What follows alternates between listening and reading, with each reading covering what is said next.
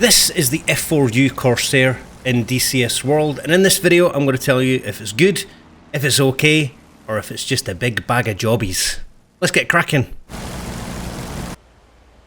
The module itself externally and internally looks awesome. Now the cockpit in my opinion isn't as good as the P-47, but hey, I'm biased because I love that module, but it certainly outshines the dated German aircraft, and the Spitfire certainly, I mean, that has not aged well, unlike me.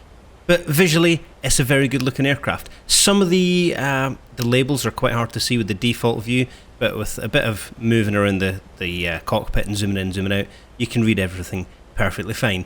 It stands up quite well for a modern aircraft, or a modern release of an aircraft in the sim. It's alright, the visual model?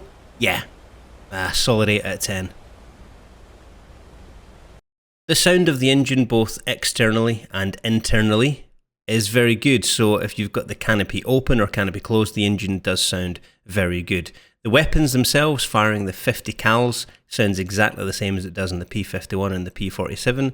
The rockets sound the same as when you fire them off those aircraft as well, and the Mosquito, it's the same generic sounds. But the engine is very good. It does not want to make me poke my ears in with needles, so yeah, 8 out of 10. Good job on the sound design, well done.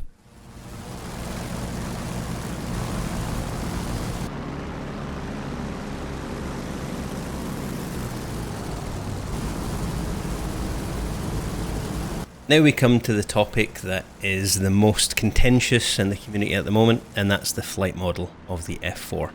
Now, while I do agree that there are some problems with it, I disagree that it flies like it's been war thunder. It just doesn't. That is total nonsense.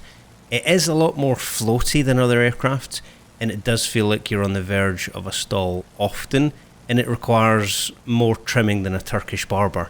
It's continually trim, and the rudder, obviously it's a massive rudder in the back of the aircraft, it requires constant attention. However, once you figure it out, it's alright. You can deal with it. It's no different than flying any other warbird. You just have to get used to it.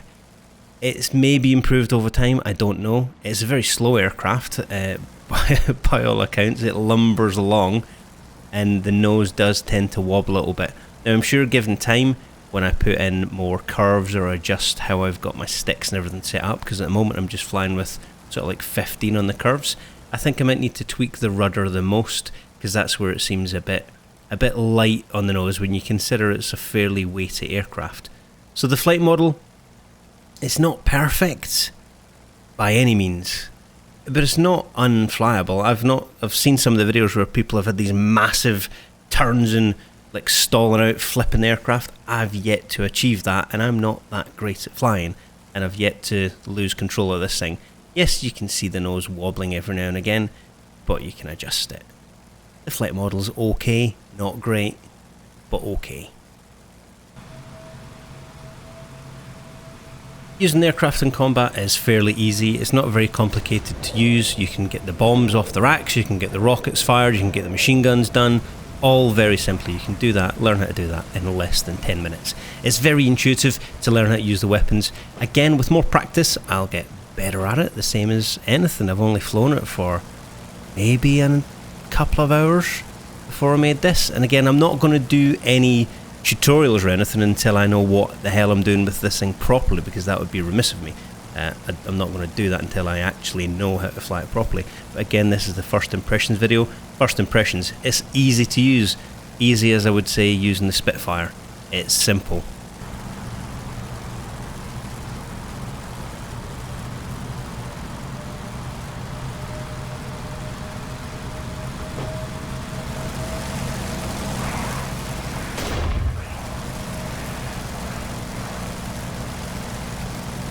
The startup of the F4 is very simple and easy to do.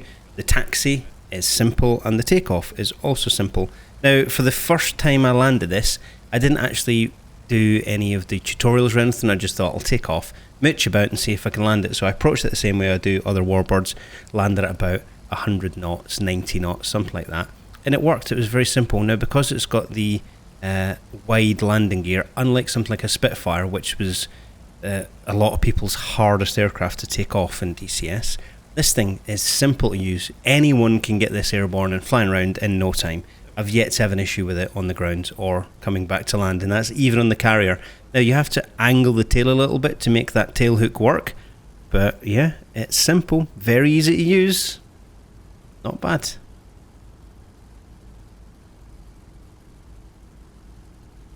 Right, bring our lift a bit for centerline. Nose up, speed's good. Pressure's good, RPM probably wrong.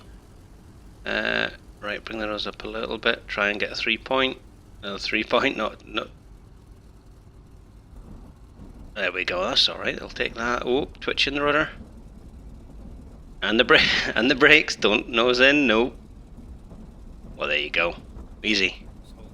That's a piece of piss, man. Jeez, oh.